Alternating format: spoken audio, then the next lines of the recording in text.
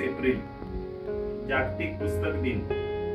जागतिक पुस्तक दिनाच्या निमित्तानं शिवाई प्रबोधन वाचनालय पलूस आणि त्याचबरोबर अधिक्रांती राजे उमाजी नाईक ब्रिगेड यांच्या संयुक्त विद्यमाने जागतिक पुस्तक दिनाच्या सर्वांना त्याचबरोबर वाचक प्रेमींना खूप हार्दिक हार्दिक शुभेच्छा।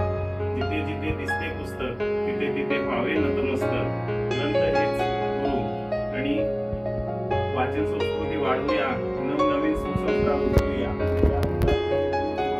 वाचनालय आज 2000 पेक्षा अधिक पुस्तकं या वाचनालयामध्ये आज उपलब्ध आहेत आणि कोणत्याही प्रकारची फी न घेता, एकही रुपया मोबदला न घेता वाचकांनी या पुस्तकांचा, ग्रंथाचा लाभ घ्यावा या उदात्त हेतून सुरू असलेलं वाचनालय आज घडीला चांगल्या पद्धतीनं वाचकांना सेवा देताना त्या ठिकाणी दिसून येतं। आज जागतिक पुस्तक दिनाच्या निमित्तानं मी पुन्हा एक वेळ सर्व वाचक प्रेमींना आवाहन करतो की त्यांनी वाचनाचा त्या ठिकाणी लाभ घ्यावा, वाचाल तर वाचाल असं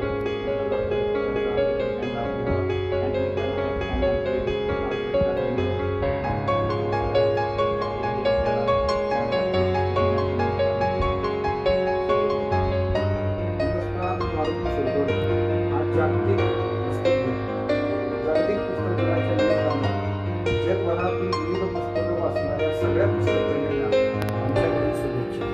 पलूस शहरातील शिवाई प्रबोधन वाचनालय हे गेली 2 वर्ष झालं प्रबोधनाचं काम वाचनाच्या द्वारे लोकांच्या मध्ये मस्तक सुधारण्याचं काम करणारी चळवळ म्हणून काम करते। हे प्रबोधनाचं केंद्र असून वाचन आयुष्यामध्ये माणसाला भूसृत बनवतं।